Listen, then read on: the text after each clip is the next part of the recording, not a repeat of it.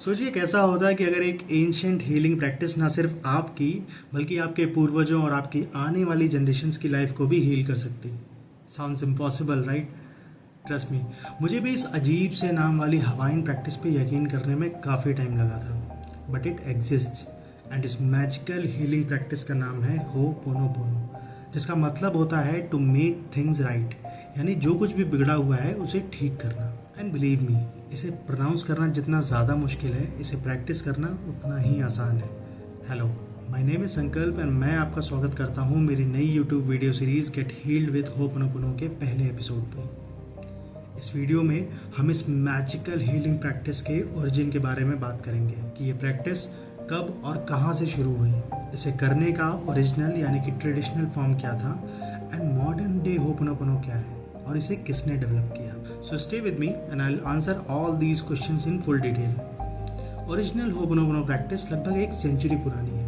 हालांकि इसका exact use कब से शुरू हुआ था इसका किसी को बहुत ज़्यादा क्लियर आइडिया नहीं है, बट एक हवाइन बुक है नाना इके कुमू, जिसका इंग्लिश में मतलब होता है look to the source, and इसके हिसाब से होपोनोपोनो पहले के ज़माने में एक फैमिली प्रैक्टिस हुआ करती थी, जिसका यूज़ थेरेपिस्ट, परिवार के मुखिया या काउंसलर वगैरह डिस्प्यूट्स को रिजॉल्व करने के लिए करते थे। इसका मेन पर्पस होता था अपने अंदर के इमोशनल चैलेंजेस, फिजिकल ट्रॉमा या किसी भी तरह की तकलीफ को एक साथ मिलकर हील करना। ट्रेडिशनल होपोनोपोनो में जब भी कोई पर्सन किसी सिचुएशन को लेके बहुत ज़्यादा परेशान होता था तो उसे रिजॉल्व करने के लिए परिवार के सब लोग एक जगह पे इकट्ठा होते थे, एंड इस मीटिंग में वो पर्सन अपनी दिक्कतें और परेशानियां सबके सामने रखता था। उसके बाद कुछ इस तरीके से इस हीलिंग प्रैक्टिस को ग्रुप या फैमिली के लीडर के सुपरविजन में परफॉर्म किया जाता था। तो प्रैक्टिस शुरू होती थी एक ओपनिंग प्यूल के साथ में, जैसे एक तरह की प्रेयर भी कह सकते हो। इसका यूज़ इस हीलिंग प्रैक्टिस का इंटेंशन यानी कि उद्देश्य तय करने के लिए होता था। उसके बाद जो भी प्रॉब्लम सॉल्व या हील करनी होती थी उसे सबके सामने वापस से दोहराया जाता था। प्रॉब्लम को सुनने के बाद ग्रुप के सारे लोग खुद के थॉट्स और एक्शन को उस प्रॉब्लम के रेफरेंस में एनालाइज करते थे, यानी कि वो एक तरह से इंट्रोस्पेक्ट करते थे कि कहीं उन्होंने जाने अनजाने में कुछ ऐसा सोचा या एक्ट तो नहीं किया जिसने इस प्रॉब्लम को जन्म दिया हो। और जब तक सारे लोग कलेक्टिवली उस प्रॉब्लम के एक्चुअल रीज़न तक नहीं पहुंच जाते थे, ये प्रोसेस कंटिन्यू रहती थी। एंड फिर प्रॉब्लम आइडेंटिफाई करने के बाद ग्रुप के सारे लोग ईश्वर से एंड एक दूसरे से अपने गलत थॉट्स और एक्शंस को कन्फेस करके उसके लिए माफ़ी मांगते थे, और ये प्रे करते थे कि जो भी कंसर्न पर्सन है उसकी सारी परेशानियों से उसे मुक्ति मिल जाए। Really it was such a lovely and peaceful way to solve life problems.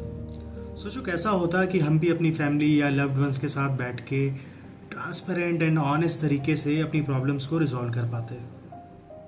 So in short, traditional Ho'oponopono is mostly about sitting together to resolve disputes and problems. And concept बहुत ही ज़्यादा सिंपल था। Take responsibility, ask for forgiveness, show gratitude and express love.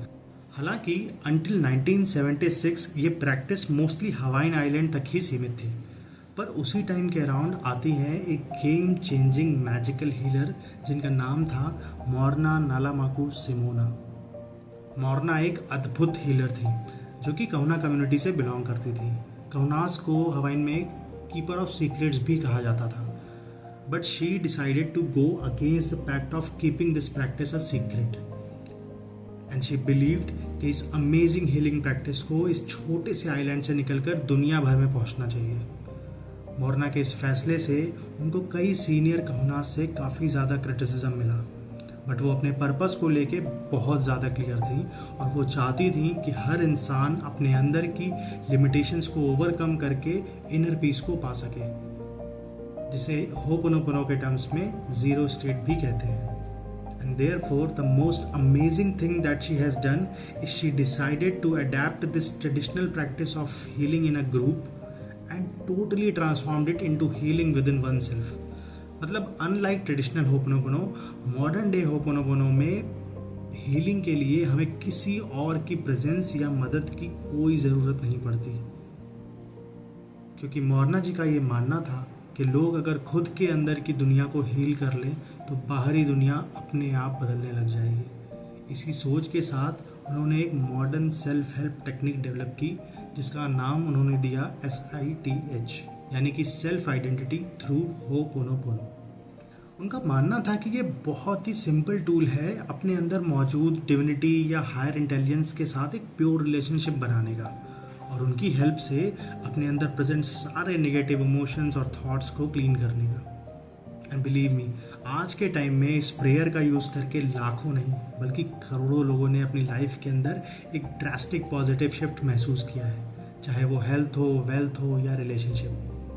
Morna जी को अपनी सोच और अपने इस effort के लिए हवाई स्टेट लेजिस्लेचर के द्वारा 1983 में living treasure of the state of हवाई के टाइटल से भी नवाजा गया था। सो गाइस, ये थी होपोनोपोनो के ओरिजिन से जुड़ी कुछ interesting stories, and that's all in this episode of the series. Next episode में मैं आपको बताऊंगा एक ऐसे थेरेपिस्ट के बारे में जिनको वर्ल्ड्स मोस्ट अनयूजुअल थेरेपिस्ट भी कहा जाता है। इन भाई साहब ने अकेले दम पे एक पूरा का पूरा क्रिमिनली इंसेन पेशेंट्स का वार्ड ही ठीक कर दिया था, and that too without meeting a single patient in person.